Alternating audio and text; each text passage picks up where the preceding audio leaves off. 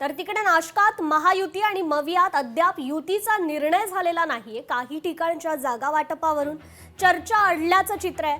अर्ज दाखल करण्याचा उद्या शेवटचा दिवस आहे। इच्छुक उमेदवारांमध्ये मात्र धाकधूक निर्माण झालीये। महापालिका निवडणुकीच्या उमेदवारी अर्ज दाखल करण्यासाठी अवघे काही तासच शिल्लक आहेत, तरी पण नाशिक महानगरपालिका निवडणुकीत महायुती आणि महाविकास आघाडी यांचा अद्यापही युती संदर्भात निर्णय झालेला नाहीये। काही ठिकाणच्या जागा वाटपावरून चर्चा अडल्याचं कळतंय।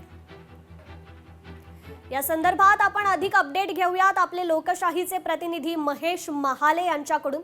महेश, खरं तर अगदी काही तासच शिल्लक आहेत आता अर्ज दाखल करण्यासाठी। उद्या शेवटचा दिवस आहे, परंतु तरी देखील नाशकात मात्र महायुती आणि मवियात अद्याप युतीचा निर्णय झाला नसल्याचं समजतंय। काय या संदर्भात अधिकची अपडेट? अगदी खरं आहे कृपा। खरं तर नाशिक महानगरपालिका निवडणुकीसाठी उमेदवारी अर्ज दाखल करण्यासाठी अवघे काही तास शिल्लक आहे, तरी मात्र नाशिकमध्ये मात्र युती आणि आघाडी यांचं अद्याप काही ठरलेलं नाही।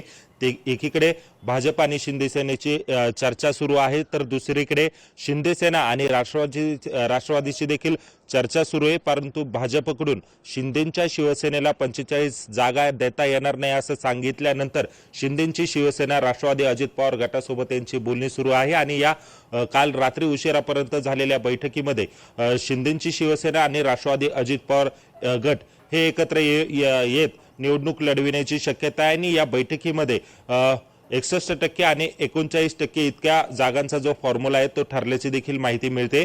शिंदेंच्या शिवसेनेला 61% जागा, तर राष्ट्रवादी अजित पवार गटाला 39% जागा देण्याचं जवळपास निश्चित झालेले आहे। आज या संदर्भात घोषणा होण्याची देखील शक्यता आहे। तर दुसरीकडे महाविकास आघाडीकडे जर बघितलं तर त्यांचंही अद्याप काही ठरलेलं नाही। प्रभाग 13 वरून खरं तर काही जागा वाटपावरून महाविकास आघाडीमध्ये आपण बघितलं असेल तर त्या ठिकाणी देखील चर्चा अडलेली आहे।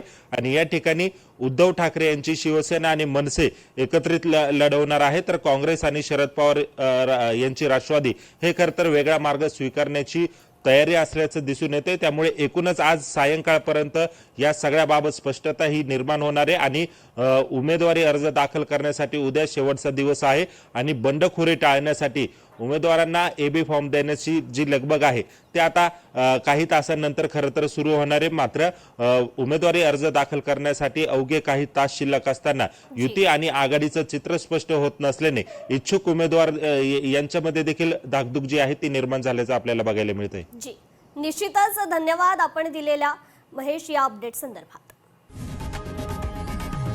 लोकशाही मराठी ऐका, पहा, जागरूक रहा।